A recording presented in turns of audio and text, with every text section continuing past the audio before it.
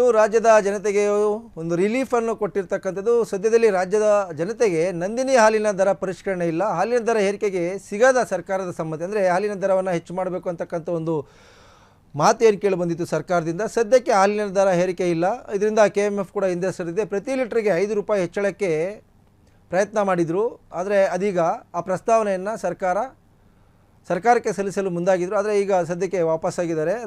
ಆದರೆ ಹಾಲು ದರ ಏರಿಕೆಗೆ ಒಲವು ತೋರಿದ ಸರ್ಕಾರ, ಅಂದರೆ KMFನವರು ಪ್ರತಿ ಲೀಟರ್ಗೆ ಒಂದಷ್ಟು 5 ರೂಪಾಯಿ ದರವನ್ನು ಏರಿಕೆ ಮಾಡಬೇಕಂತಕ್ಕಂಥ ಒಂದು ನಿರ್ಧಾರಕ್ಕೆ ಮುಂದಾಗಿತ್ತು. ಅದಕ್ಕೆ ಪ್ಲ್ಯಾನನ್ನು ಕೂಡ ತೆಗೆದುಕೊಂಡಿತ್ತು. ಇನ್ನು ಕಳೆದ ವರ್ಷ ಕೂಡ ಪ್ರತಿ ಲೀಟ್ರಿಗೆ 3 ರೂಪಾಯಿ ಏರಿಕೆ ಮಾಡಲಾಗಿತ್ತು. ಈ ವರ್ಷ ಅಂದರೆ ಕಳೆದ ಜೂನ್ನಲ್ಲಿ 2 ರೂಪಾಯಿಯನ್ನು ಪರಿಷ್ಕರಣೆ ಮಾಡಲಾಗಿತ್ತು. ಸದ್ಯ 5 ರೂಪಾಯಿಯನ್ನು ಹೆಚ್ಚಿಸಬೇಕಂತಕ್ಕಂಥ ಒಂದು ನಿರ್ಧಾರಕ್ಕೆ KMF ಬಂದಿತ್ತು. ಆ ಪ್ರಸ್ತಾವನೆಯನ್ನು ಸರ್ಕಾರದ ಮುಂದೆ ಸಲ್ಲಿಸಲಿಕ್ಕೆ ಕೂಡ ಸಜ್ಜಾಗಿತ್ತು. ಆದರೆ ಸದ್ಯ ಈಗ ಅದಕ್ಕೆ ಬ್ರೇಕ್ ಬಿದ್ದಿರ್ತಕ್ಕಂಥದ್ದು. ಹಾಗಾಗಿ KMF ತನ್ನ ಒಂದು ನಿರ್ಧಾರ ಏನಿದೆ ಅದನ್ನು ಸದ್ಯಕ್ಕೆ ತಟಸ್ಥ ಮಾಡಿರ್ತಕ್ಕಂಥ ನಿಟ್ಟಿನಲ್ಲಿ ರಾಜ್ಯದ ಜನರಿಗೆ ಒಂದಷ್ಟು ಖುಷಿ ವಿಚಾರ. ಇನ್ನು ಹಾಲಿನ ದರ ಹೆಚ್ಚಳ ಮಾಡಿ ಖಾಸಗಿ ಹಾಲು ಉತ್ಪಾದಕರಿಂದ ಹಿಡಿತ ಸಾಧಿಸುವ ಆತಂಕ ಕೂಡ ಇತ್ತು. ಹೀಗಾಗಿ ತಾತ್ಕಾಲಿಕವಾಗಿ ಹಾಲಿನ ದರ ಪರಿಷ್ಕರಣೆ ಬೇಡ ಅಂತ ಸರ್ಕಾರ ಹೇಳಿರ್ತಕ್ಕಂಥದ್ದು.